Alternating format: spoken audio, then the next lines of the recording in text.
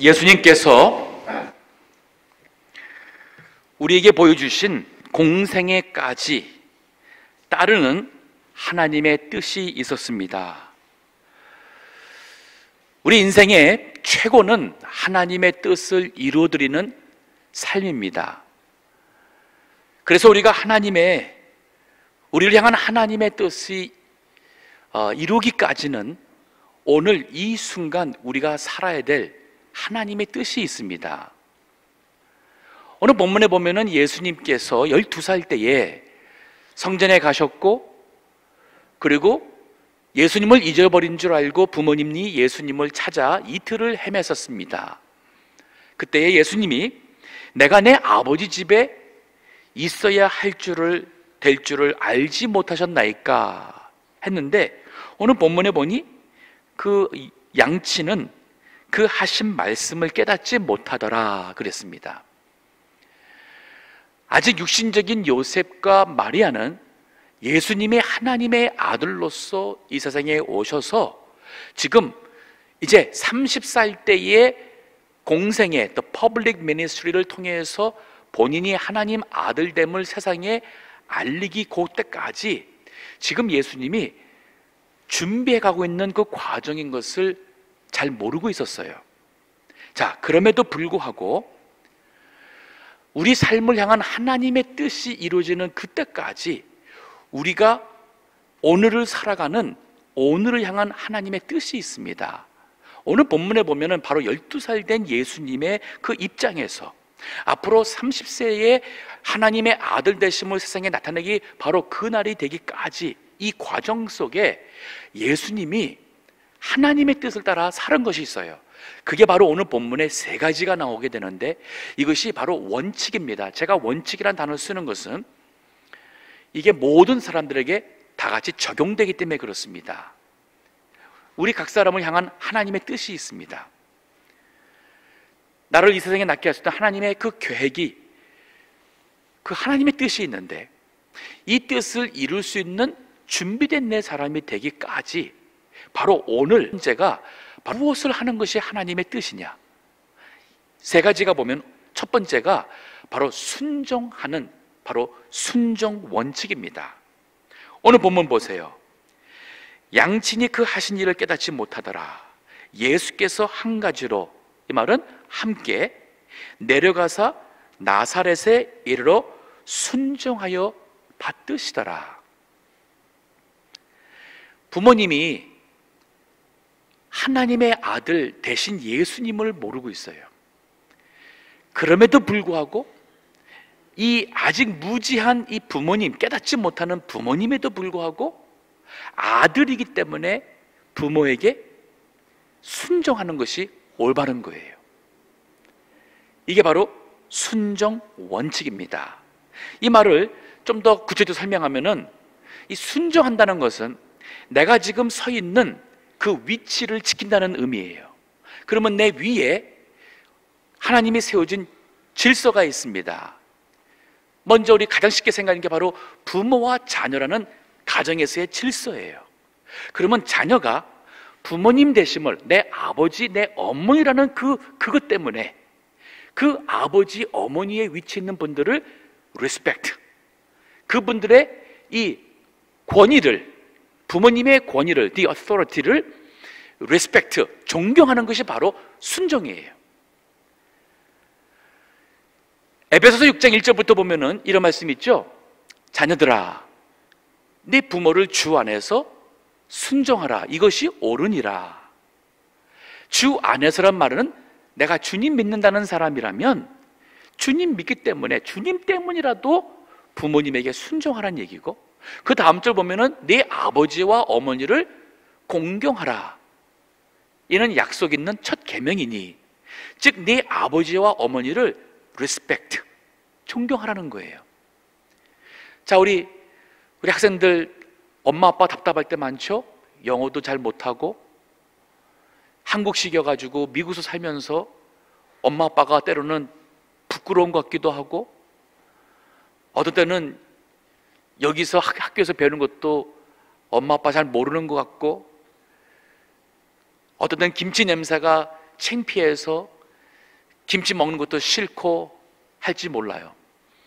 그래도 부모를 공경하며 부모를 순종하여 커서 하나님의 뜻이에요.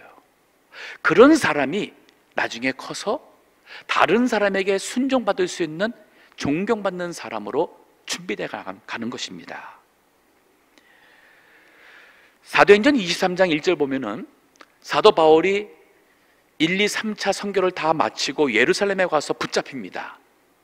그리고 유대인의 공회 앞에 재판받기 위해 서게 돼요. 그럴 때에 바울이 처음에 이렇게 말을 열어요. 형제들아, 나는 오늘까지 범사에 내 양심을 따라 하나님을 섬겨노라 그 말을 시작을 했어요. 그러니까 거기 재판하기 위해 있는 그 대제사장이 저 바울의 입을 쳐라 그랬어요. 그러니까 바울이 그 말 듣자마자 회칠한다며, 이거 완전 맞섰어요. 회칠한다며 하나님이 너를 치시리로다. 네가 나를 율법대로 판단한다고 하면서 율법을 어기고 나를 치라 하느냐, 즉 아직 판결도 안 받았는데 왜 나를 치라고 말하느냐. 그럴 때에 곁에 섰던 다른 사람들이 바울에게 하는 얘기가 하나님의 대제사장을 네가 모욕하느냐 하고 얘기했어요. 그때 바울이 나를 치라고 말한 사람이 대제사장이구나, 그걸 알았어요. 근데 이 대제사장이 아나니아입니다. 예수님 십자가에 못 박을 때 제사장이었었어요. 지금도 하나님의 교회를 핍박하는 사람이, 자격도 안 되는 사람이 대제사장 위치에 있는 거예요. 근데 그 사람이 대제사장인 걸 알자마자 바울이 뭐라 하냐면은, 바울이 가로되 형제들아, 나는 그가 대제사장인 줄 알지 못하였노라. 그러면서 하는 얘기가 성경을 인용하는 거예요. 기록하였을 때 너희의 백성의 관원을 비방치 말라 하였느니라. 자격이 안 되는 사람이 대제사장에 있음에도 불구하고 그가 대제사장에 있다는 그 자체로서 사람들 앞에서 내가 대제사장을 욕한 것에 대해서 내가 잘못했다 하면서 말씀대로 그가 꼬리를 낮췄어요. 이것이 순종의 원칙입니다. 우리 살다가 보면은 부부나 가정에서나 교회에서나 어디서나 질서가 있어요. 그 질서를 존중하는 것이 순종이에요. 그래야지만 나중에 하나님께서 나를 들어 쓰실 때에 그 일을 감당할 수 있는 사람이 되는 것입니다. 우리 습관적으로 정치인들 늘 욕하지요. 아마 그렇다고 우리가 정치한다고 더 잘하지도 못할지도 모르겠지만 우리 늘 정치 얘기를 해요. 또 우리 교육자들도 아마 많이 비방할지도 모르겠습니다. 교회에 조직이 있습니다. 구역이 인도하는 구역장이 있고, 전도회 인도하는 전도회장이 있고, 각 부서를 인도하는 부장들도 있을 겁니다. 마음에 안 드는 것 있어요. 때로는 능력이 나보다 못하는 경우도 있습니다.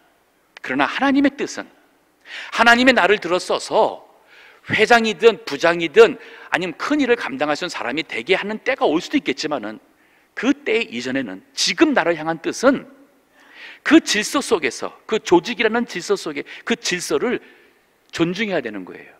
그 위치에 있는 사람을 존중해야 돼요. 순종해야 돼요. 이게 옳습니다. 그런 사람을 하나님께서는 들어 사용하시는 거예요. 바로 여기 예수님도 그렇죠. 그 순종하여 받드시더라. 이 말이 뭐냐면 자기 아들로서 부모에게 해야 될 의무를 실행했다는 거예요. 즉 내가 회원이면 회원으로서, 구역 식구면 구역 식구로서 나의 위치에서 나의 의무를 하라는 얘기예요. 이것이 하나님의 뜻입니다. 우리가 올바른 얘기할 수 있어요. 그때서 그 조직이 세워지지 않습니다. 좀 부족한 사람이 리더 위치에 있다 할지라도 그 사람 위해서 기도해 주시고, 그 사람의 부족함을 내가 묵묵히 채워주는 사람이 하나님이 들어쓰시는 귀한 사람으로 자라게 되어 있어요. 자, 보세요. 제가 하는 얘기가 성경에도 있습니다. 베드로전서 2장에 보게 되면은 당시 교회에 로마가 핍박을 했어요. 당시의 황제가 네로입니다. 네로 황제가 교회 믿는 사람들을 잡아다가 죽이던 시대였어요. 근데 베드로전서 2장 13절 보면 이런 말씀이 있어요. 인간의 세운 모든 죄로를 주를 위하여 순복하되, 혹은 위에 있는 왕이나 네로 황제예요. 이게 뭐냐면은 하나님께서 우리 인간의 이 조직 사회를 다스리기 위해서 세운 권세가 있습니다. 그 제도를 위해서 한 것을 주를 위하여 순복하라는 거예요. 우리가 예수님 믿는 사람이니까 순복하라는 얘기예요. 물론 하나님 말씀을 어겨가면서 신앙 버려가면서 하라는 얘기는 아닙니다. 그러나 그 외에는 가해사의 것은 가해사에게, 하나님의 것은 하나님께, 내가 하나님께 드릴 헌금이 있다면 헌금은 드려야 되는 것이지요. 그러나 내가 세상에서 정부에다 내야 될 세금이 있다면 세금을 내란 얘기예요. 교회에서 지켜야 될 하나님의 법이 있는가 하면 우리 운전하다가 지켜야 될 교통법규는 또 지키란 얘기예요.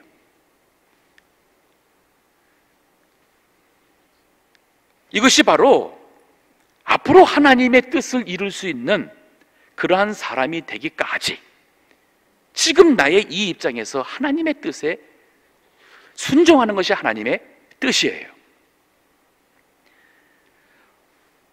그 베드로전서 5장에 보면은 장로와 젊은 자라는 이 관계의 말씀이 나옵니다. 여기 장로라는 것은 교회의 리더십을 얘기하고 있어요. 즉 오늘날 말한다면은 우리 교회의 당회랄까, 그리고 교역자를 말하고 있습니다. 근데 5절에 보면 젊은 자들아, 여기 젊은 자는 그 외의 성도들이에요. 젊은 자들아, 이와 같이 장로들에게 순복하고 다 서로 겸손으로 허리를 동이라. 하나님이 교만한 자를 대적하시되 겸손한 자에게는 은혜를 주시느니라. 이 겸손이라는 것과 순종이라는 것은 같이 가게 되어 있고, 바로 하나님의 일을 하시는 사람은 먼저 순종함을 배우셔야 돼요. 그 다음에 두 번째가 뭐냐면, 오늘 예수님께서 보여주신 이 하나님의 아들임에도 불구하고 그가 오늘 본문에 보면은 누가복음 2장 52절에 예수는 그 지혜와 그 키가 자라가며 라는 표현이 있습니다. 12살 소년으로서 계속 키가 자랐습니다. 그리고 지혜가 자랐어요. 이 지혜라는 것은 바로 세상을 보면서 This is wrong, this is right, 이 옳고 그른 것을 분별할 수 있는 분별력을 말하고 있어요. discernment. 어떻게 사는 것이 올바른 하나님이 기뻐하시냐는 것을 이제 알아가는 것이 바로 지혜예요. 이 속사람, inner person, 이 속사람이 꽉 차는 겁니다. 즉 됨됨이가 갖춰주는 인격자가 되는 것이 바로 지혜가 자랐다는 뜻입니다. 즉 예수님도 30살에 이제 세상에 본인이 하나님의 아들 그리스도 되임을 이거를 나타내기까지는 그 30년 동안 예수님도 갓난아기에서 성장의 과정을 겪었어요. 그 성장이라는 것은 외적인 성장 더하기 내적인 성장을 말하고 있습니다. 이 말은 내가 하나님 위에 살고 싶다, 하나님이라 하고 싶다, 나를 향한 하나님의 뜻이 이루어지기를 원한다. 얼마나 멋있는 말이에요. 근데 하루아침에 일어나서는 어젯밤에 하나님이 나를 불렀어, 나 이제 하나님을 해야지, 그런 거 아닙니다. 성장하셔야 돼요. 잘하셔야 돼요. 겉사람도 속사람도 자라야 됩니다. 그리스도의 인격을 닮아가야 돼요. 성경에 보게 되면은 모든 사람들이 이런 과정을 겪었습니다. 예를 들어서 세례 요한 같은 경우에도 누가복음 1장 8절 보면은 세례 요한, 그 아이가 자라며 심령이 강하여지며, 심령이라는 것은 이 속사람이 강해지는 거예요. inner person이, 이게 점점 믿음이 자라면서 이 속사람이 강해집니다. 그러면서 이스라엘에게 나타나는 날까지 빈들에 있으니라. 그러면 광야에서, 데저트에서 뭐 하고 있었어요? 세례요한이 거기서 기도했잖아요. 하나님과 교제했잖아요. 그 광야에서 하나님과 교제하며 그가 점점 키는 자라서 어른이 돼가는 과정 속에 이 속사람이 하나님과 만남을 통하여 인격이 갖춰져 간 겁니다. 사무엘상 2장 26절 보면은 사무엘 선지자를 어린아이를 젖을 떼고 엄마 한나가 성전에 두고 집으로 갔어요. 그 다음 구절에 아이 사무엘이 점점 자라매 여호와와 사람들에게 은총을 더욱 받더라. 몸은 자라나가는데 여호와 하나님이나 사람들에게 은총 받는 것은 보니까 이 사무엘이 자라는 어릴 적부터 너무 이거 귀한 거예요. 어쩌면 저 애가 저렇게 참 똑똑하다 그럴까? 바르다 그럴까? 사랑스럽다 그럴까? 사무엘이 그 부모님을 떠나서 아마 어머니가 젖을 먹이면서 사무엘에게 많이 얘기했을 것 같아요. 내가 기도해서 얻었다. 하나님이 준 아들이다. 내가 하나님께 약속을 했다. 너를 주면은 내가 하나님께 드리겠다고. 이제 너는 커서 하나님의 사람이 되어야 된다. 너는 하나님의 뜻대로 평생 살거라. 어머니가 그 어린아이지만은 아이에게 얘기를 했잖아요. 그러니까 그 아들이 성소에서 자라면서 그 어머니의 신앙과 교육이 마음에 있기 때문에 이 어린아이지만 키와 함께 이 내면이 자랐어요. 잘하셔야 돼요. 우리 계속 자라야 됩니다. 여기 그 키가 작다는 것은 물론 실제 이 육신의 키가 자라는 의미도 있지만 이건 외적인 성장입니다. 즉 이거 실력을 말하는 거예요. 우리가 실력 갖추기 위해서는 책을 읽잖아요. 학교 가잖아요. 공부합니다. 그래서 우리가 실력을 갖추는 거예요. 예를 들어서 내가 선교 간다. 그러면 선교하겠다는 열정만 가지고 되는 게 아니잖아요. 선교가에서 어려움도 겪을 수 있고 참을 수 있는 그런 이 인격적인 사람이 돼야 되죠. 이게 바로 내적 성장이에요. 더 나가서 뭐예요? 선교 일을 해야 되잖아요. 말씀을 가르칠 줄 알아야 되고 복음을 전할 줄 알아야 되고 거기에 교회를 세워나가서 이 복음의 일을 할 수 있는 실력이 있어야 할 거 아니에요. 이게 바로 외적인 요소예요. 즉 우리가 한평생 내면으로는 예수님이 내 안에 있기 때문에 이제는 기도와 말씀으로 믿음으로 예수님을 닮아가는 정말 신앙의 영적인 그런 신앙의 인격자가 되어야 하는 것이고 더 나아가서는 하나님의 일을 할 수 있는 그러한 능력, 실력을 갖춰가는 사람이 되어야 된다는 얘기예요.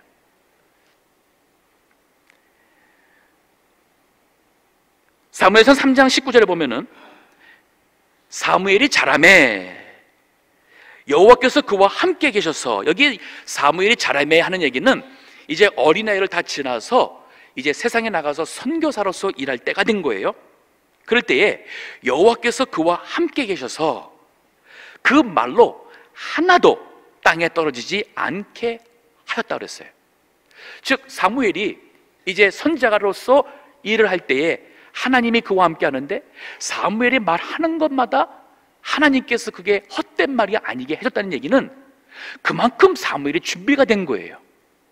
그래서 하는 말이 하나님이 원하시는 말을 했고 그러니까 하나님이 그 말대로 이루어졌고 그러니 사무가 있었던 겁니다.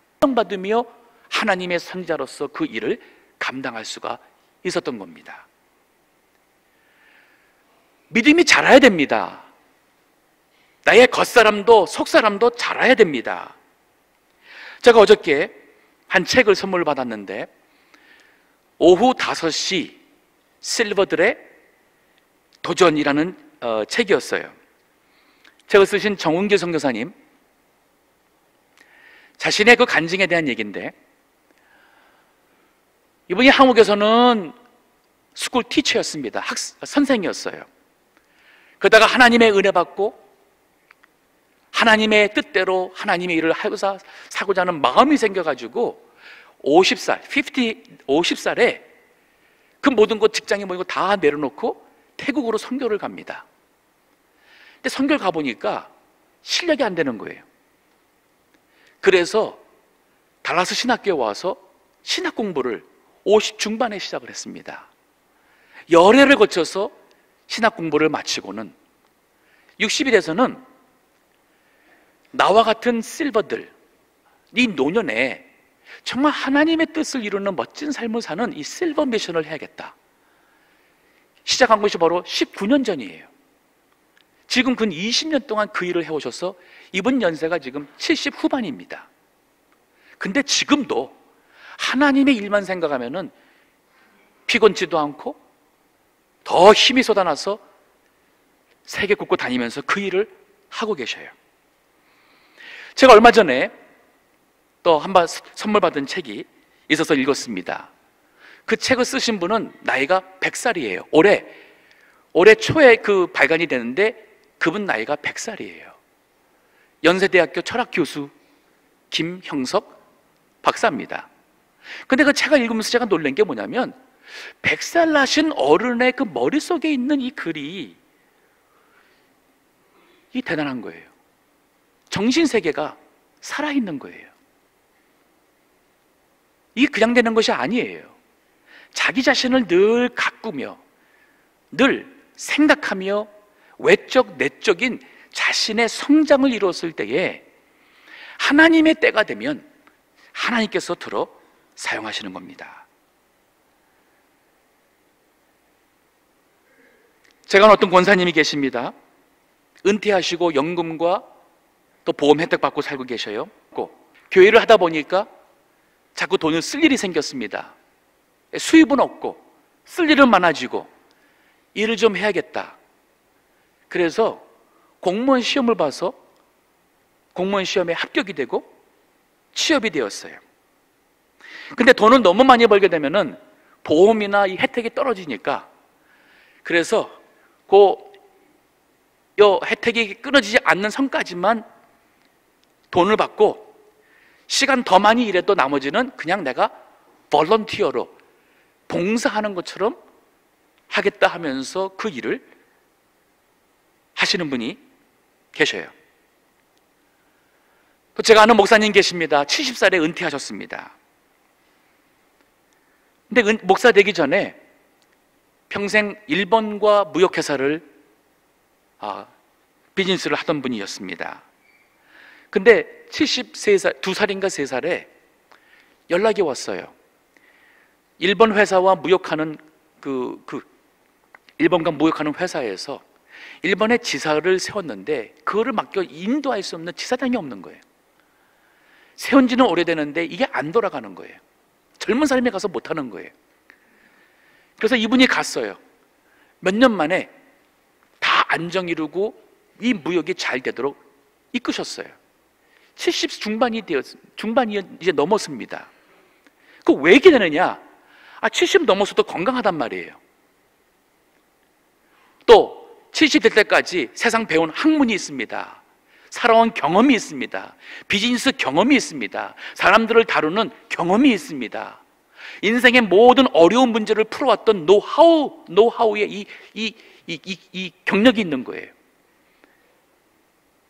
그래서 그분이 한 얘기가 뭐냐면, 나이는 숫자에 불과하다. 은퇴했다고, 노년이라고 스스로가 주저앉고 스스로가 인생에 살아가는 모든 것을 그렇게 늙은이 취급하는 것은 그건 옳지 않다. 내 나이를 묻지 마라. 이렇게 말씀하셔요. 제가 지금 말하고 싶은 것은 하나님의 뜻이 계속 자라기를 원하세요. 내 믿음도 계속 자라고 하나님과 나와의 관계도 더 깊어져가는 그 성장이 있고, 나를 보는 주변 사람들이 10년 전에 봤던 사람이 10년 후에 나의 모습에 나이가 더 들었다 할지라도 내 내면에 있는 더 그 완숙함, 더 maturity, 그 풍겨나오는 이 깊은 인격, 젊은 사람들이 내가 영어를 못하고 돈이 없어도 나와 몇 마디 말하게 되면은 나의 말에 귀를 기울이며 나를 향하여서 존경스러운 마음을 갖도록 할 수 있는 것은 내 자신을 갖춘 내면의 성장을 통해서 이루어지는 것입니다. 외적으로도 자신의 실력을 키우세요. 생명이 있는 곳은 반드시 성장이 있습니다. 왜냐하면 생명은 자라기 때문이에요. 바위가 강하지만은 그 바위를 틈 사이를 뚫고 나와서 나오는 것은 바로 생명 싹이에요. 자라가지고 그 바위를 쩍 갈라놓는 것은 바로 그 생명나무의 뿌리의 힘입니다. 예수님도 30살 되기까지 계속 성장하는 이 과정을 통했어요. 우리도 내가 하나님의 기쁨 되고 하나님의 뜻을 이루고자 하겠다면은 잘하셔야 돼요.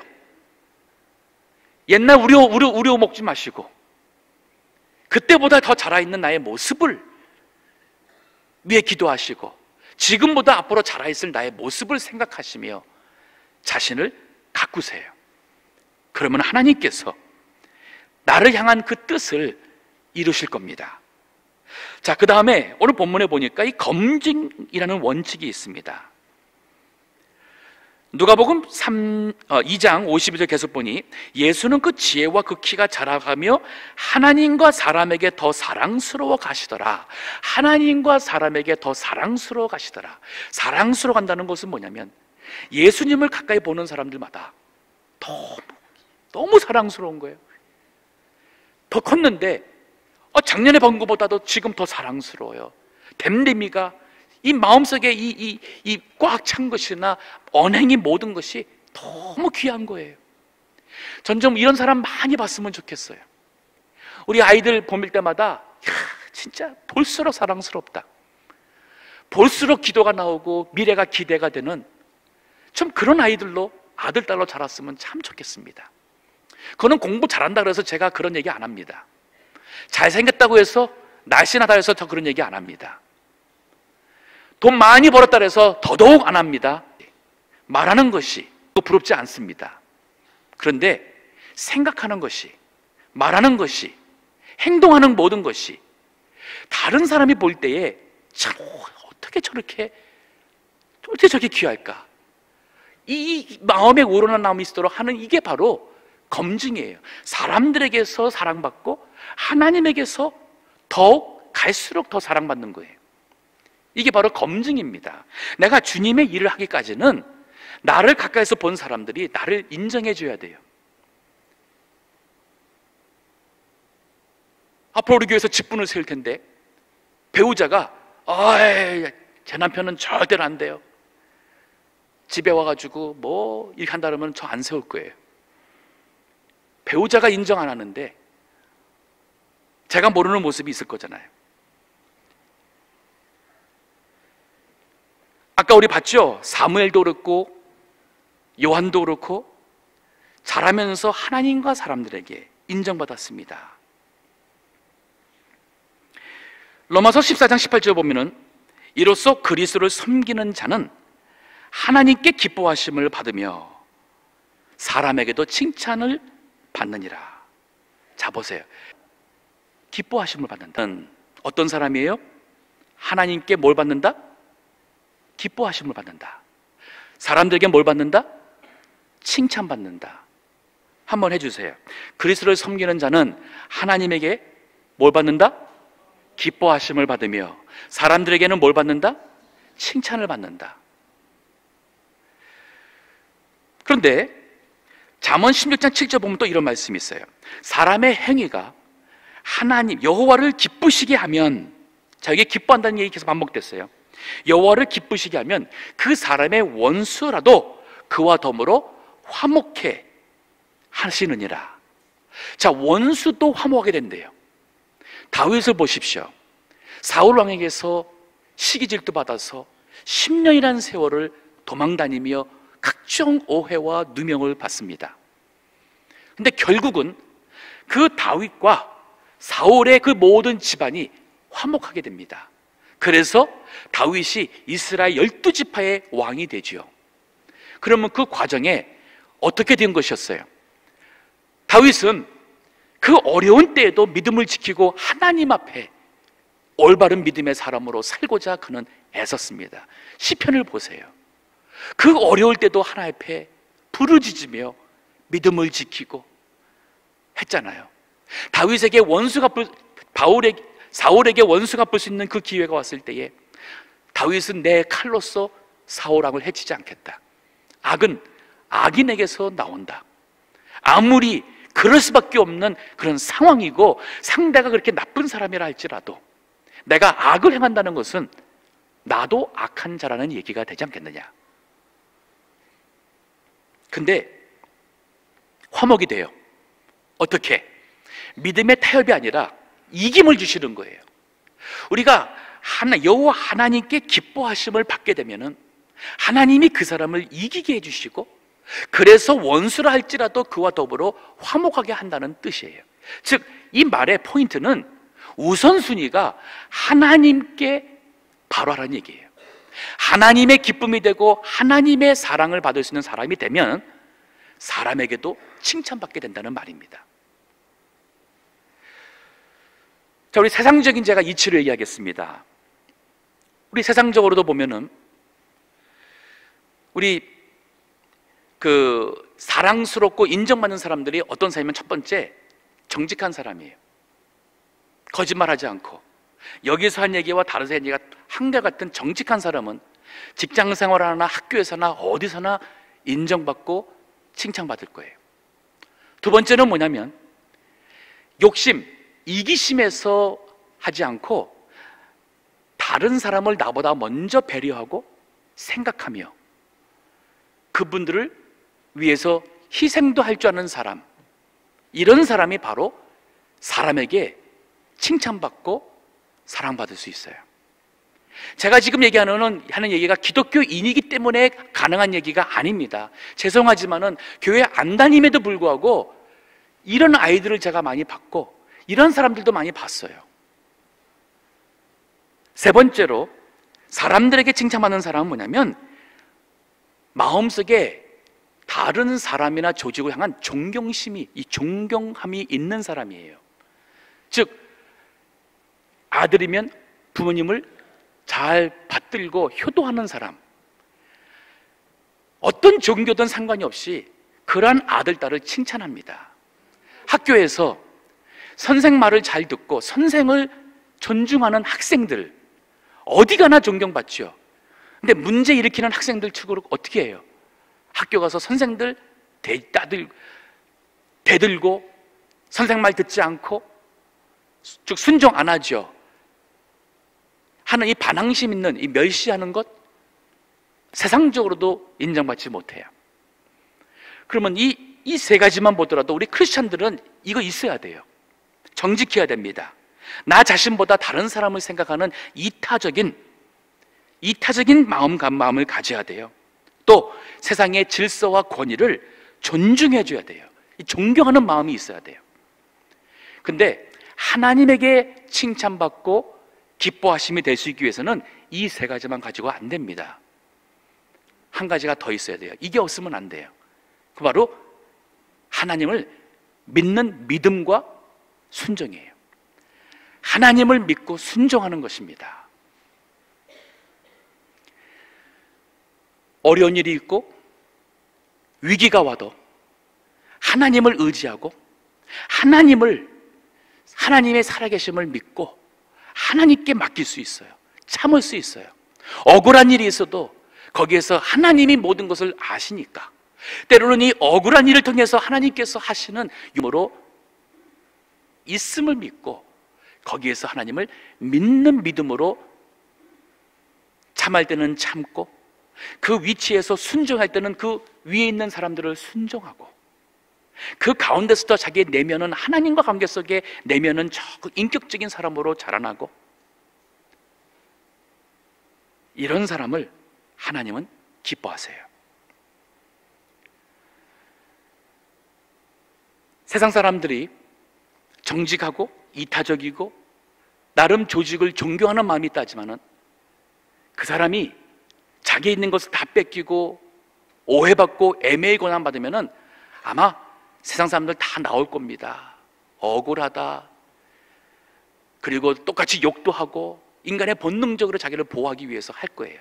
근데 이 네 번째 하나님을 믿고 순종하는 사람은 그런 가운데서도 우리는 선한 모습으로 의를 택할 수 있고 나의 영광보다는 하나님의 영광을 추구하며 내가 이 믿음의 길을 가다가 죽는 것이 하나님의 뜻이라면 내가 죽으면 죽으리라. 그러나 나는 이 의의 길로 가겠다는 이 모습은 바로 네 번째. 그래서 우리가 하나님을 여호와를 기쁘시게 하는 자면 원수라 할지라도 화목게 될 것이며 사람들에게도 인정받게 됩니다. 마지막으로 한 가지 더 얘기하고 싶습니다. 하영조 목사님이 암으로 세상을 떠난 지가 벌써 여러 해 되었습니다. 처음에는 그것을 많이 감췄어요. 나중에는 감출 수 없을 만큼 된 시기점에 그분이 암과 투병하는 가운데서 하신 설교 말씀 중에 한 두 가지가 제 마음속에 남아 있습니다. 그분이 믿음의 거품을 빼라는 말씀을 하셨어요. 평생 잘 목회하고 성공적인 목회도 하고 그 젊은 60대 나이에 암으로 이제 죽을 수가 있다는 이 가까운 것을 볼 때에 그분 눈에 이 세상에 있는 우리 교회에 거품이 많다는 거예요. 거품. 이 거품이 뭐예요? 내가 교회 직분이 뭐다. 우리 집안이 4대째, 3대째 기독교의 가문이다.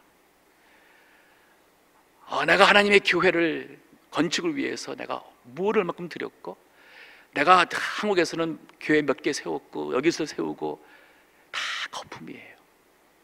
다 거품이에요. So what? 그 마음속에 그리스도가 살아계시지 않으면, 그 마음속에 하나님의 은혜가 없으면 So what? 아무 의미 없어요. 내 내면에 그리스도의 인격이 없는데 내가 겉으로만 하나님 위해서 봉사하고 병원을 짓고 학교를 세우고 다 거품이에요. 거품을 후 불어버리면 병에 코카콜라가 절반밖에 없는 거 보이잖아요. 넘치는 줄 알았는데 거품 꺼지고 나면은 병의 절반밖에 남지 않는 게 바로 콜라와 같은 것이죠. 그분이 또 하나 얘기가 있습니다. 생명을 내거는 주의 종이 되라는 그 말씀을 해요. 생명을 내놓으라. 오늘날 주님의 한다는 사람들이 참 많지만 정말 내 생명을 내놓고 주님의 일을 하겠다는 사람이 얼마나 되겠느냐. 주님이라는 게 우리 직장도 아니고 먹고 살려고 하는 거 아니죠. 내가 주님의 일 해가지고 세상에 명예를 내놓고 하는 사람이야말로 사람들한테 인정받으려고 하는 거 아니죠. 근데 이 생명을 내놓고 하는 사람이야말로 이게 진짜가 되는 거예요. 세상 사람들이 믿지 않고 불신하는 마음에서 핍박하고 할 때에도 하나님의 뜻의 길을 계속 간다면 생명을 내놓은 모습을 볼 때에 세상 사람들의 닫힌 마음이 열리게 되어 있어요. 물론 하나님께서 죽으라면 죽을 각오하고 나가는 것이 이게 참된 믿음이고, 이것이 바로 이 닫혀있는 이 세상의 마음을 열고 하나님의 기쁨이 될 수 있는 바로 그 모습입니다. 하나님께서는 우리 모든 각자에게 뜻과 계획이 있어요. 하나님의 그 큰 원대한 이 비전이 있습니다. 근데 우리는 그 하나님의 이것에 관심이 없이 너무 눈에 보이는 세상에서 만족과 나의 목표를 가지고 살아갈 때에 참 어리석어요. 예수님 믿어서 이제 옛사람이 죽고 새사람이 살아났습니다. 그리스도의 생명으로 하나님 나라를 내다보는 천국의 백성이 되었습니다. 그러면 이제 하나님께서 나를 통하여 하나님의 그 큰 일을 할 수 있는 준비된 사람이 되기 위해서 바로 지금 내가 할 것이 뭐냐?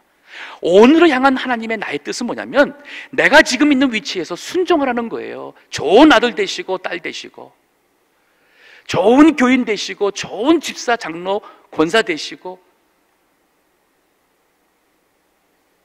직장에 가서도 요 아래에 있어도 거기에서 요셉처럼 종이랄지라도 종으로서 아주 훌륭한 종이 되면은 하나님께서 그를 높이잖아요.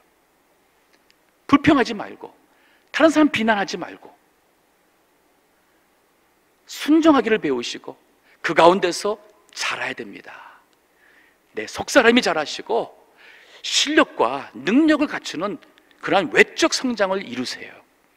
하나님께서 이 자리에 놓으시면은 그 일도 감당할 수 있을 만한 말씀의 실력자가 되시고 이 강한 믿음의 소유자가 되셔서 주님의 일을 해야죠.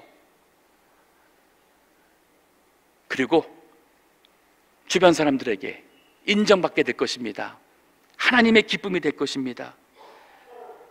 이것을 위해서 우리가 살아갈 때에 하나님은 우리를 존귀케 하실 것이고 우리는 그로 인하여서 역으로 하나님을 존귀케 하는 값진 삶을 살게 될 줄 믿습니다. 기도하겠습니다.